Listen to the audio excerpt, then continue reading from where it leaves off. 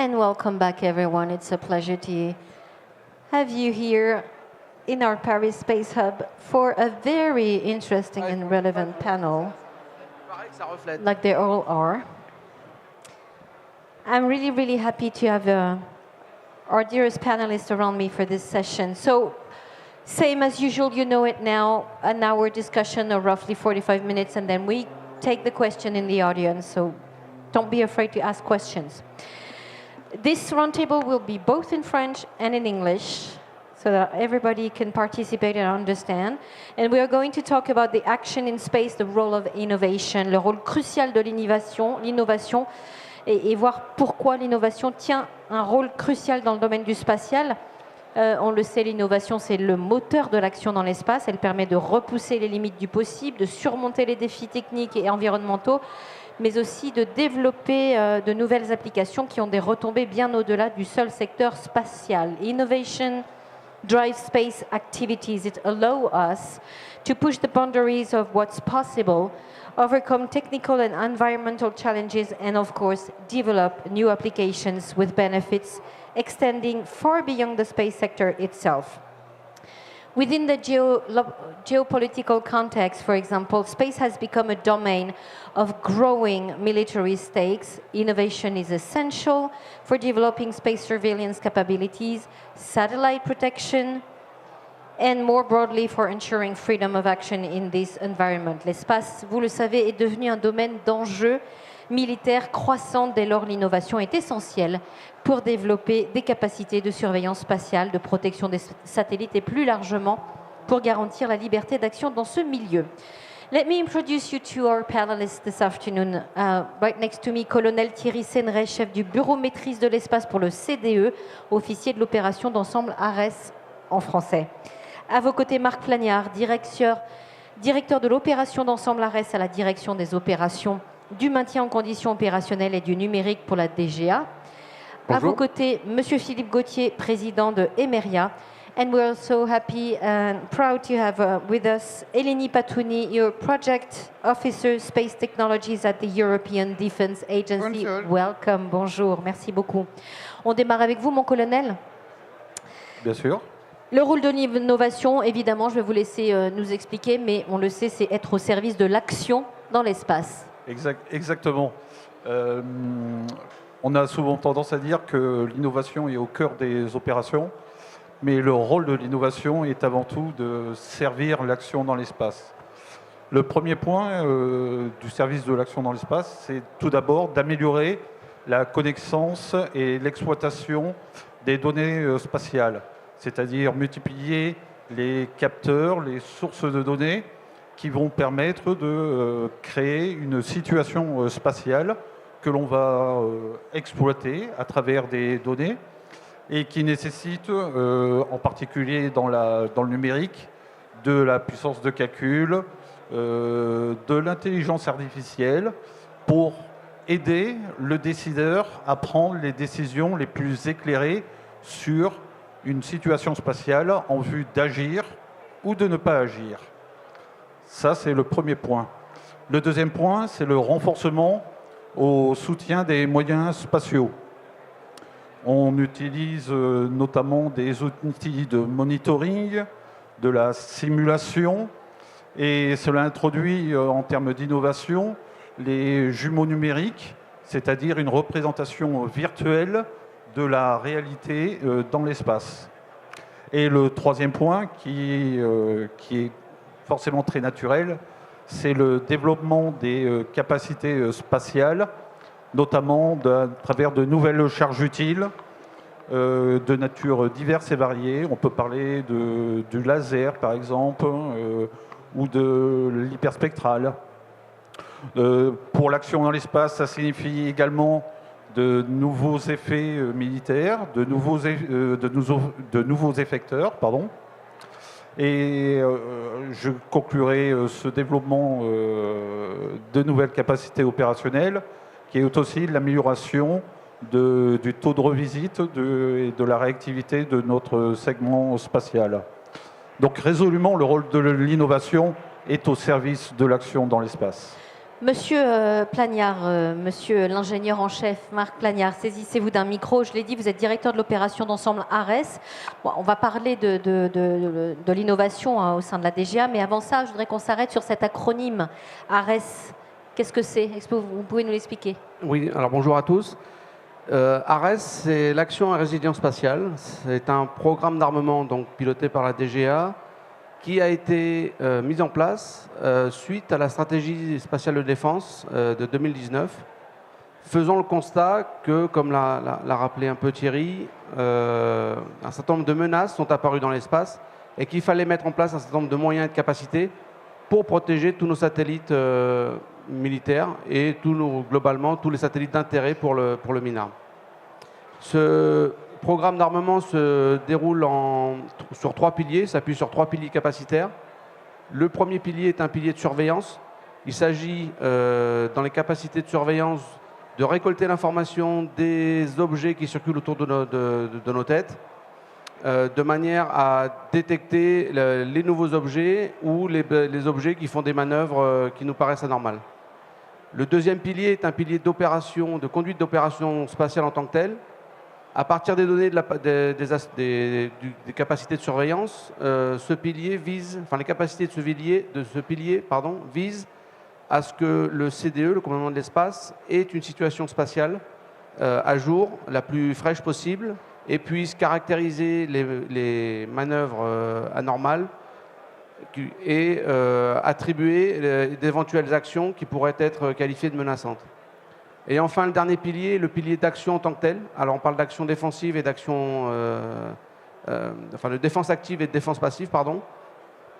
Dans ce pilier capacitaire, il s'agit de développer les capacités qui vont réellement agir sur les menaces à partir du deuxième pilier, donc de la conduite des opérations spatiales. Alors, qu'est-ce qu'on entend par défense passive? Alors, bon, effectivement, défense active, c'est assez simple, et on voit bien l'image. Défense passive, la protection de nos satellites militaires ou d'intérêt peut passer par des équipements qu'on met à bord, typiquement des caméras ou des senseurs, qui nous permettent de détecter des menaces périmétriques. On a un exemple assez concret, puisque suite à des manœuvres suspicieuses d'un satellite qui s'était rapproché d'Athena Fidius en l'année 2017, a été mis en place sur les satellites de télécom Syracuse 4, des caméras de surveillance qui aujourd'hui, alors elles ont été installées dans le cours des travaux, pendant la production des satellites, donc elles n'étaient pas prévues à l'origine, et la DGA et les maîtres d'œuvre industriels ont réussi à intégrer ces caméras pendant la production des satellites, de manière à ce qu'aujourd'hui elles sont complètement opérationnelles. Oui.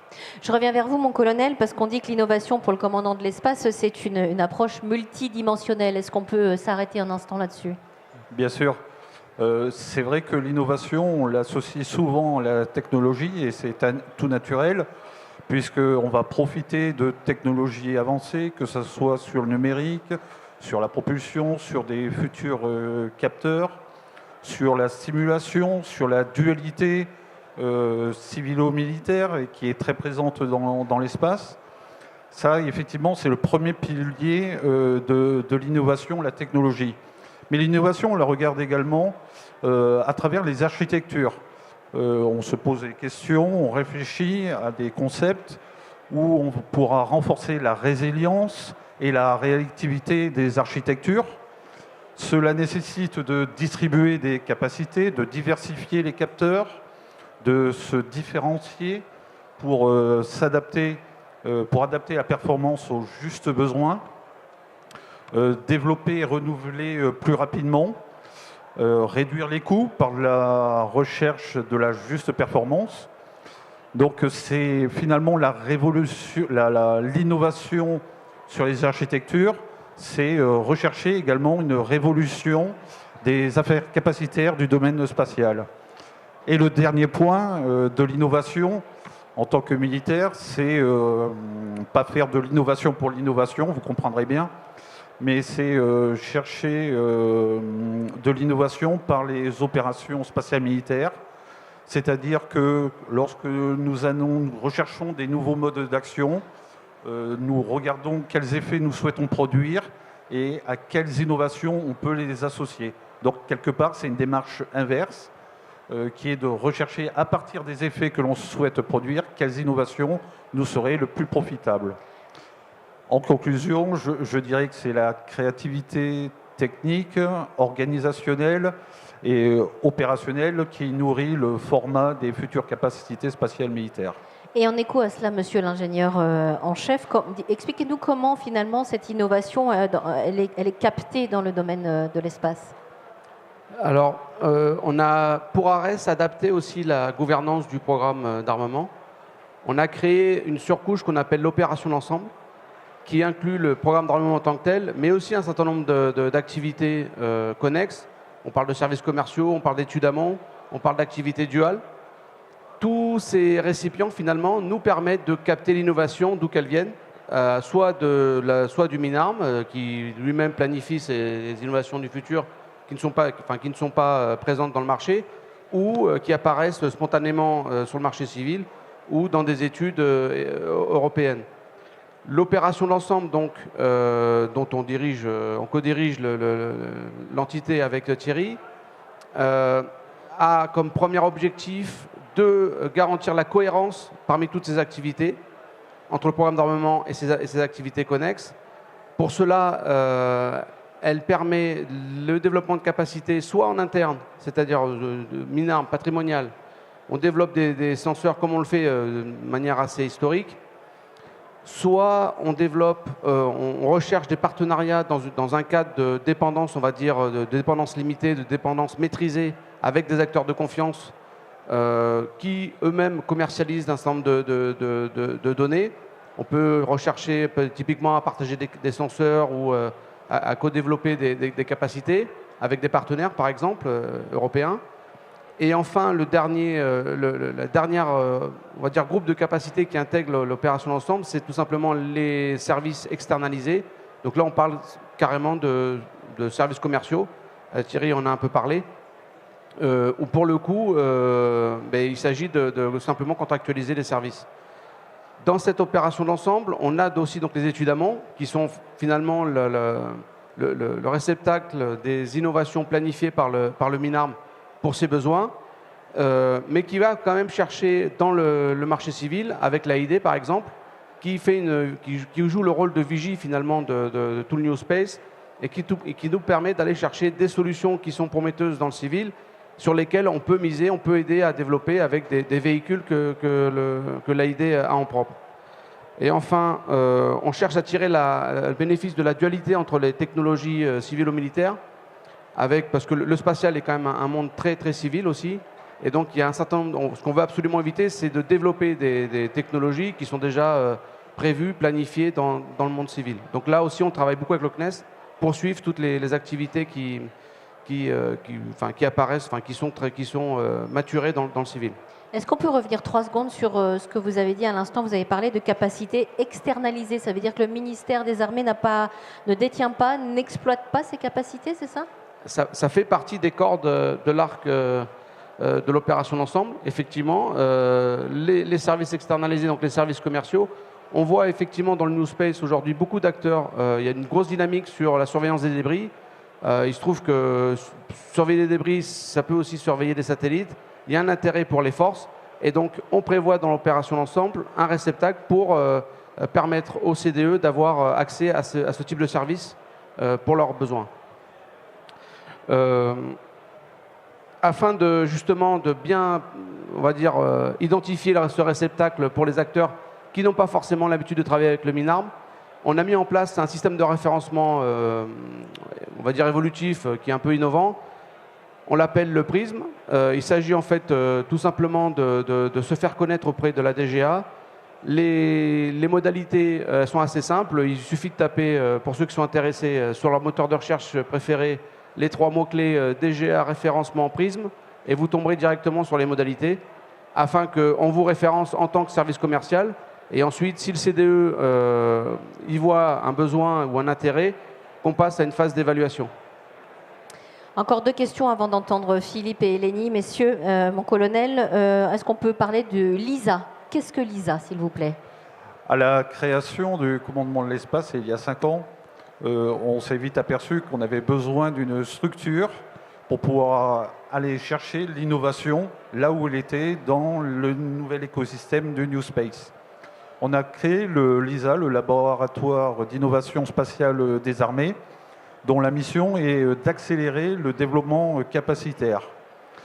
Le LISA, c'est d'abord un réseau de 500 acteurs en 5 ans, un écosystème qui est connu du commandement de l'espace et dans lequel nous allons puiser un certain nombre d'idées, de potentialités à travers des acteurs à la fois étatiques, DGA, ID, CNES, ONERA, mais aussi du monde civil, des industriels du New Space, des fonds d'investissement, des universités, des pôles de compétitivité.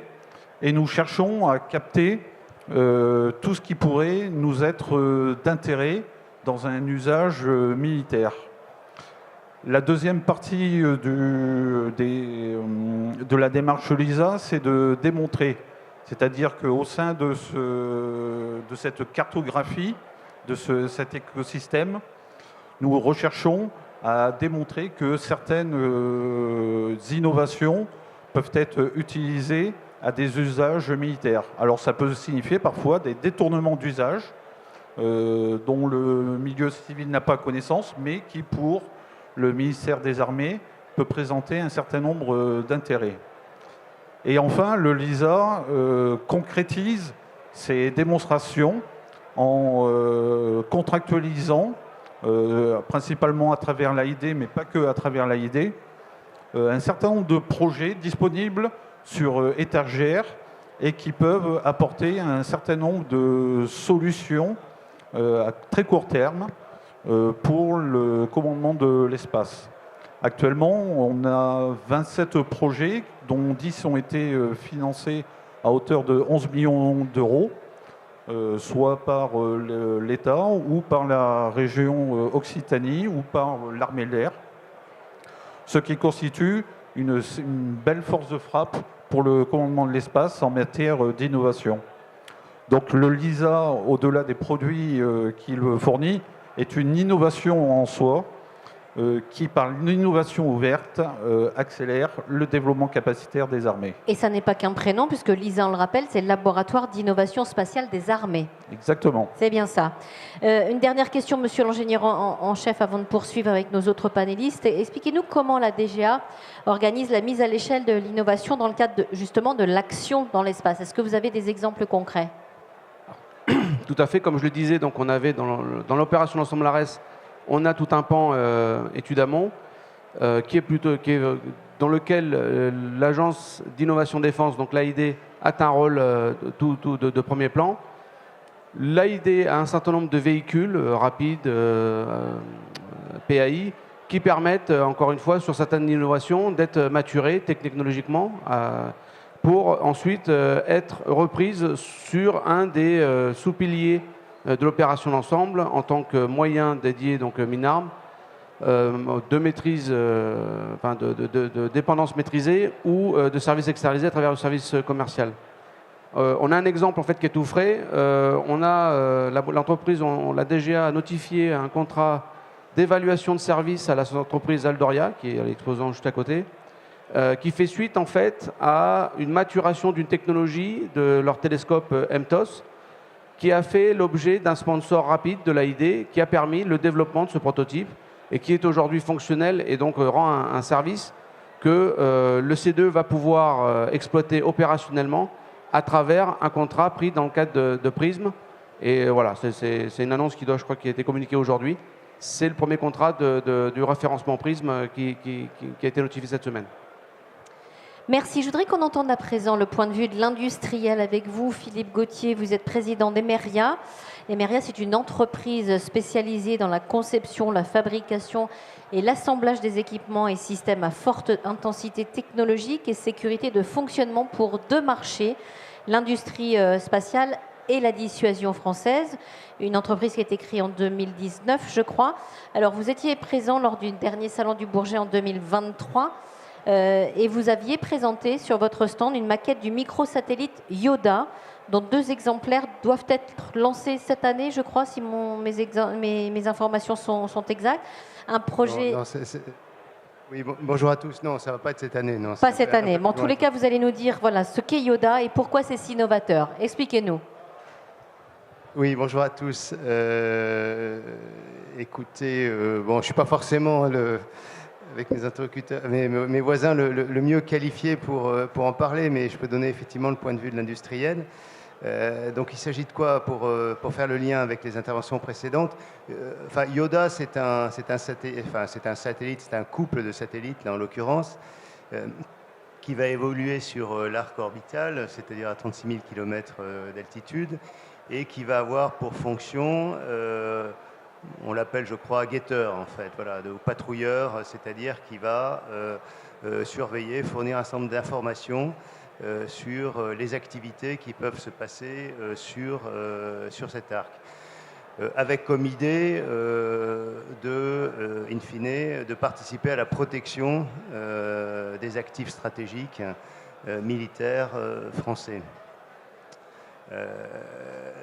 Monsieur Plagnard a expliqué effectivement que les satellites embarquent des moyens de surveillance. Vous parliez des caméras. Le dispositif Yoda, il vient compléter ce dispositif donc en patrouillant, donc en se déplaçant sur l'arc et observer quels peuvent être les comportements de tel ou tel autre objet qui pourrait avoir des intentions un peu suspectes, on va dire, s'approcher de façon un peu étrange, par exemple, de tel ou tel satellite d'intérêt français. Alors, allez-y, je vous en prie.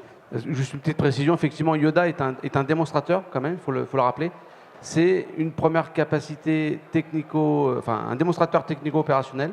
Sa vocation a pour but de valider un certain nombre de technologies embarquées dans le Yoda, dans ce type de satellite, qui a, comme vous l'avez dit, vocation à faire du rapprochement, à faire de l'action dans l'espace. Et le deuxième pan, c'est de faire maturer aussi les concepts opérationnels et l'emploi de ce type de satellite, qui sera un nouveau type de satellite pour les forces, et donc le commandement de l'espace en particulier, et donc a vocation à aussi maturer et consolider les aspects opérationnels. Alors moi, je voudrais avoir le point de vue de l'industriel. Quel est, de votre point de vue, le rôle de l'innovation dans le spatial et comment Emeria s'inscrit-elle sur ce sujet ? Oui, alors, il y a deux choses. Bon, la première, c'est que naturellement, on rentre dans la catégorie partenaire de confiance. Enfin, c'est-à-dire une certaine classe d'industriels qui est jugée effectivement compatible avec le fonctionnement des militaires. Et donc, notre job, tout simplement, il consiste à fournir des moyens technologiques. On l'a dit, dans le domaine d'abord de la détection. On travaille, nous, sur effectivement la fourniture de moyens et de données qui permettent effectivement d'améliorer la compréhension de la situation tactique spatiale. Et puis effectivement des moyens qui vont permettre d'agir dans l'espace. D'ailleurs, je me rends compte là qu'on parle d'action dans l'espace, en fait on parle d'action dans l'espace plutôt dans le domaine militaire, parce qu'il y a des tas d'actions dans l'espace d'une autre nature. On parle des services en orbite, etc.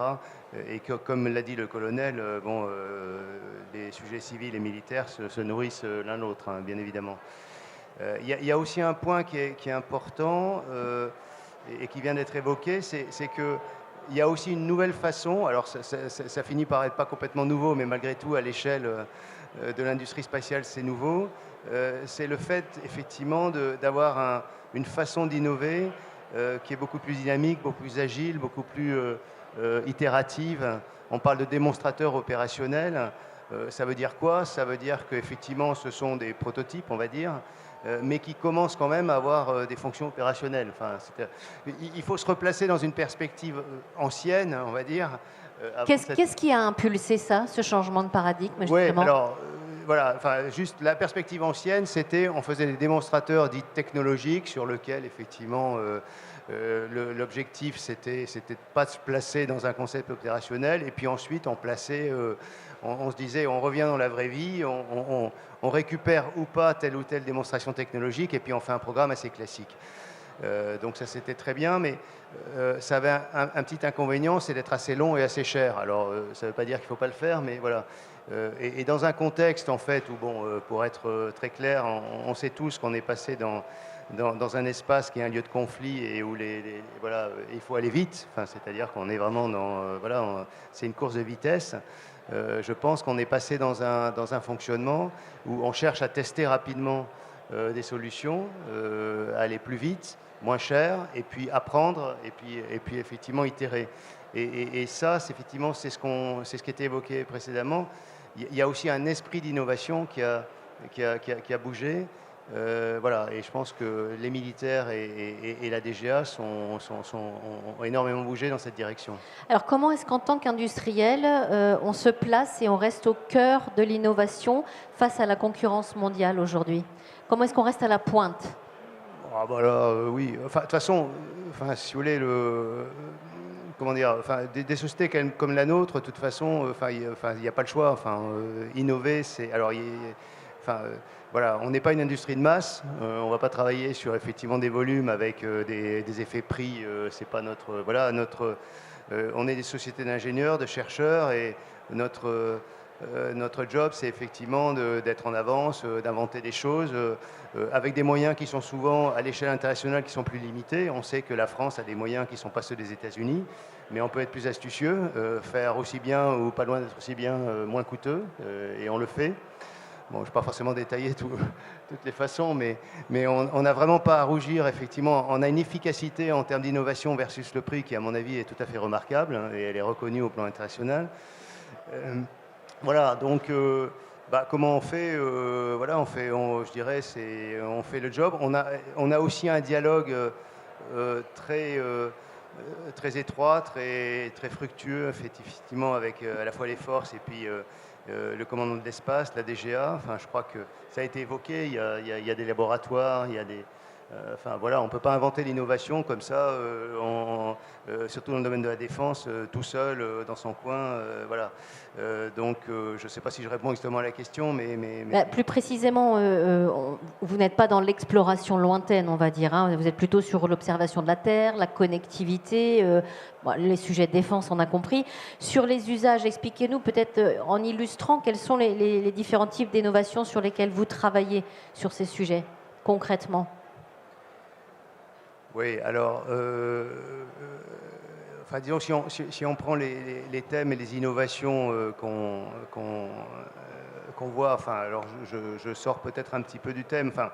Ce qu'on veut, c'est effectivement des informations qui soient de plus en plus temps réel. Donc, on parle de revisite, hein, par exemple dans les constellations de satellites, puisqu'on fait ça aussi. Voilà, donc il s'agit effectivement de concevoir des objets, des satellites qui vont pouvoir effectivement produire cette revisite. On parle de nouveaux capteurs, on parle de nouveaux, on l'a cité, effecteurs qui soient embarqués effectivement sur des objets qui... voilà. Donc nous, notre innovation, elle est vraiment nourrie de ce qu'on peut capter en termes de défense dans les usages, dans les menaces, dans la nécessité de fournir du renseignement, de la donnée utile, et puis de produire des effets. Voilà. Un point qui peut être aussi intéressant dans l'action dans l'espace, je pense qu'il y a une position, je pense, française, européenne, qui est aussi de produire des effets qui soient, dans la mesure du possible, respectueux quand même de la durabilité dans l'espace. En clair... ça c'est nouveau, c'est un nouveau paradigme. Oui, on peut faire de l'action sauvage. Voilà, je pense que la position... Et donc ça présuppose un certain nombre aussi, une posture, y compris en termes technologiques et d'innovation, qui est le fait, effectivement, de chercher à agir sans augmenter encore le bazar qui peut exister, effectivement, en orbite, avec des débris, des objets, etc. C'est aussi ça qui nous pilote. Marc Plagnard, et puis on va passer à Eleni ensuite. Alors effectivement, c'est un point que je n'ai pas du tout abordé dans mon intervention, et je remercie Philippe de de l'amener.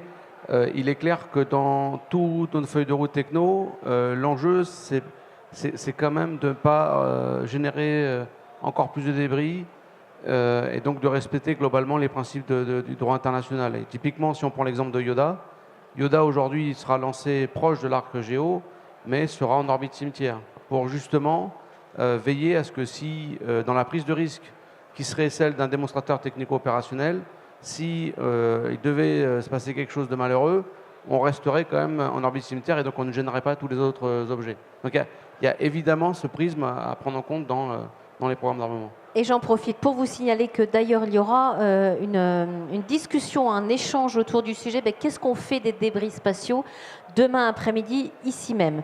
Oui, Et alors, donc, ce qui est bien, c'est de chercher ce qu'on en fait. Et ce qui est bien, c'est de chercher à ne pas en créer de nouveaux. Enfin, évidemment, bien sûr. Elodie Patouni, hello, and thank you for being here with us. We'll switch back to English. You're Project Officer Space Technologies at the European Defence Agency. In terms of the EDA's vision and strategy for defense space, can you explain what are the 3 key strategic priorities for the European defense space technology over, let's say, 5 to 10 next years? Thank you for the question, and many thanks for having me here today among distinguished speakers and panelists. The European Defence Agency, first of all, very shortly for our audience, is an agency à la carte that's supporting the member states to boost cooperation for EU defense. When it comes to the future development of capabilities, our work is based on the EDA Capability Development Plan that was revised in 2023. With regards to the space domain, we prioritize the development of space services and space operations. For space services, we recognize 3 main components that need to be implemented in the medium to long-term future, namely space-based Earth observation, position navigation and timing, and SATCOM. I'll briefly explain each one of them. So space-based Earth observation is of vital importance. We need to develop novel technologies, use artificial intelligence in order to boost let's say, the collection, the gathering, but also the processing of data coming from Earth in order to analyze that and support it for defense operations. The next topic is position navigation and timing. As I said, we need to improve the accuracy and resilience of this service. And finally, related to SATCOM, here our work would be related to the integration of IRIS-2 into the defense domain, but also to use novel types of satellites and constellations in order to boost satellite communication. The second priority is the one of space operations. This includes, again, 3 main components. What is very important here is the protection of space access, the access to space and space situational awareness. So the protection of space assets is very important here. We need to develop novel technologies for like, for example, the detection, mitigation, and protection of our satellites, but also of the ground segment. One project that is related to that includes the analysis of cyber threats. Then space situational awareness is of vital importance. We need to be able to detect, analyze, and track all the objects in space. This is important for the safety of our satellites. We also need to be able to link our work with existing activities for space traffic management and debris analysis. And finally, the access to space is vital. This is related, for example, to launchers.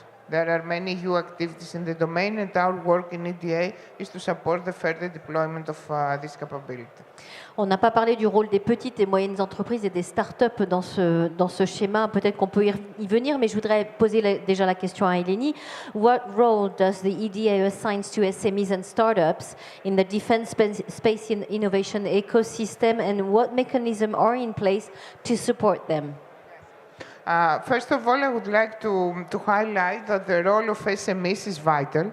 This has been proven also by the international developments like the war in Ukraine, where we have seen that innovation was vital, like, for example, for the use of drones.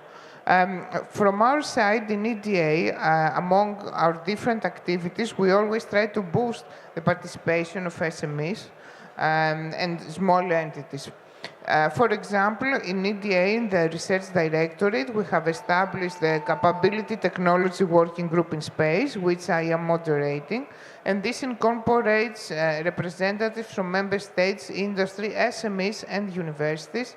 And our role is to boost the cooperation between the member states and generate collaborative projects that will be implemented by industry.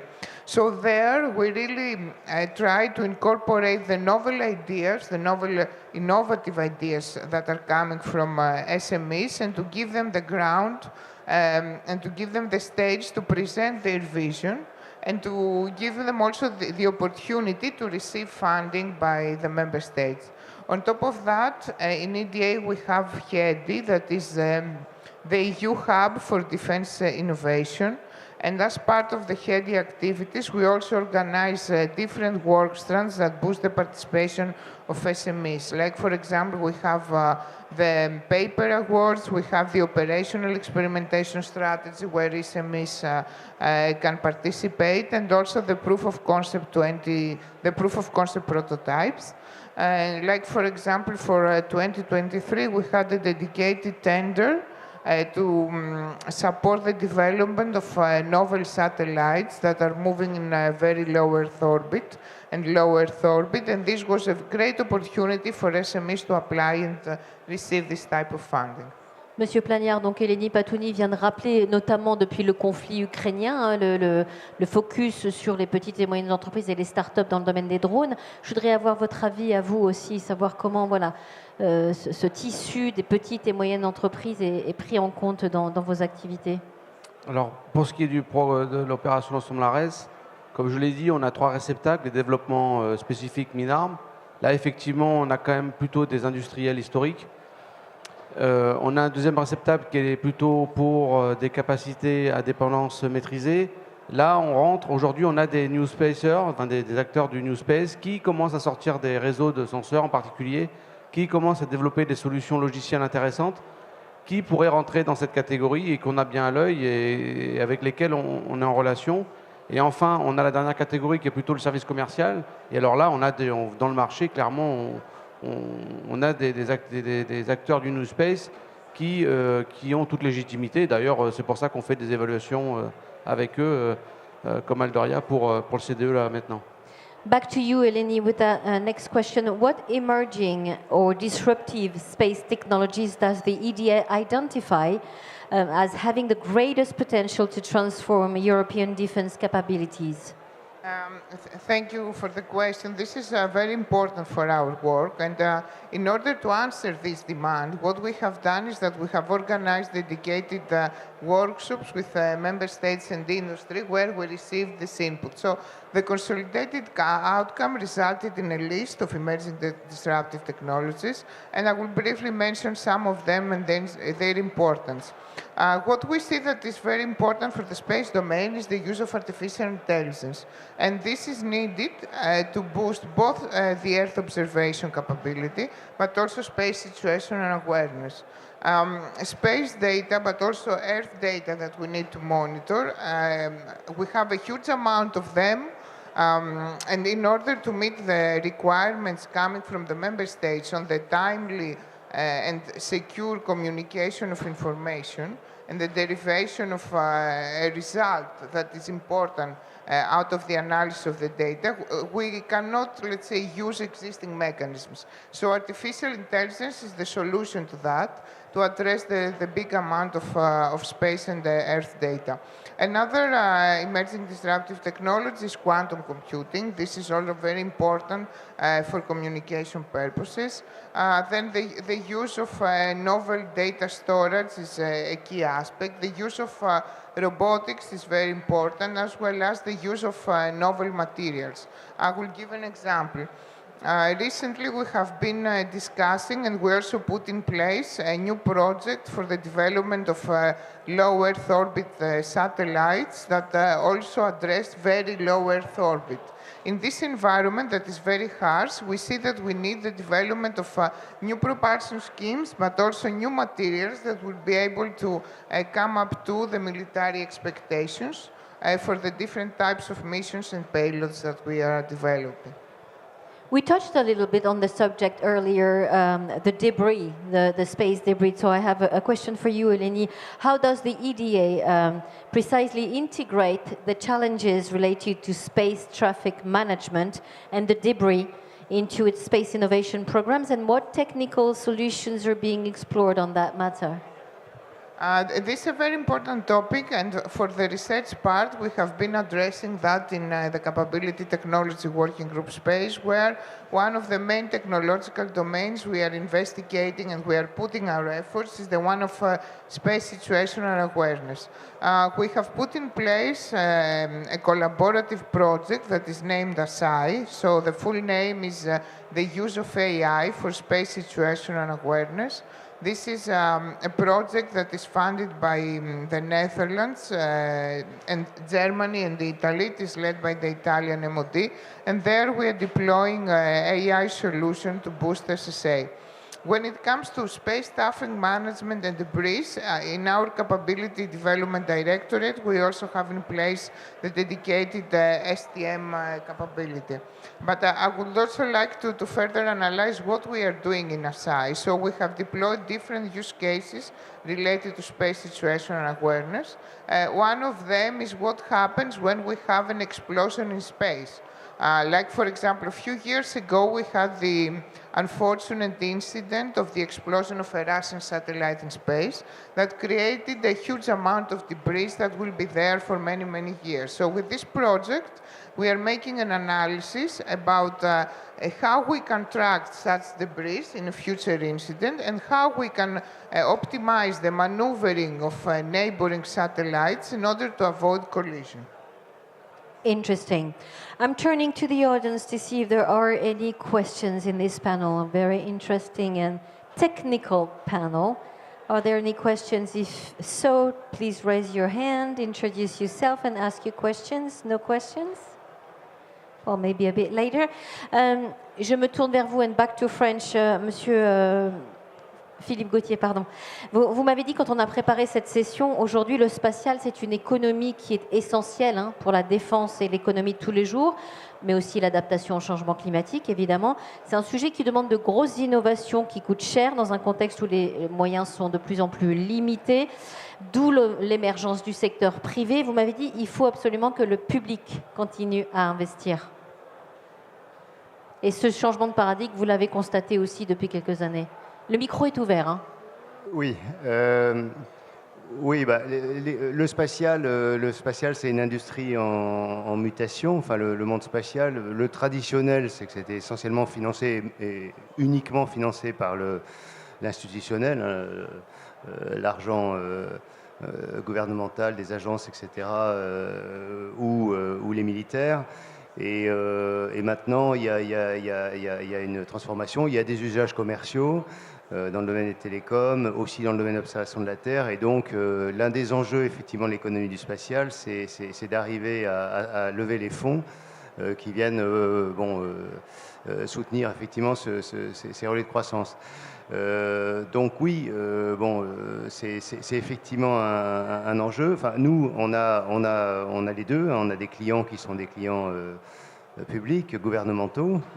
On parle de la défense, on parle des ministères des armées, mais on a aussi des opérateurs privés. Un exemple, c'est un opérateur qui s'appelle Kineis, qui est un opérateur qui fournit des services dans le domaine de la connexion Internet, avec une revisite et du quasi-temps réel, une connexion, un objet, une balise voit un satellite passer au-dessus d'elle toutes les 20 minutes. Voilà, et donc il y a dû lever des fonds publics. Mais ce qui est intéressant, c'est que par ailleurs, finalement, on peut trouver des mix, c'est-à-dire que cette constellation Kineis, elle embarque aussi des charges utiles sur un certain nombre de ces satellites.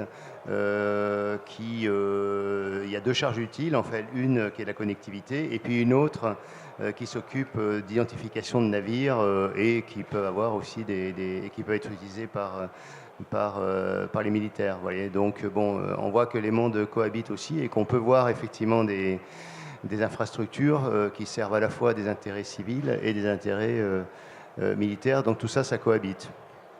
I have one last question for you, Eleni, about the European cooperation. Actually, two questions in one.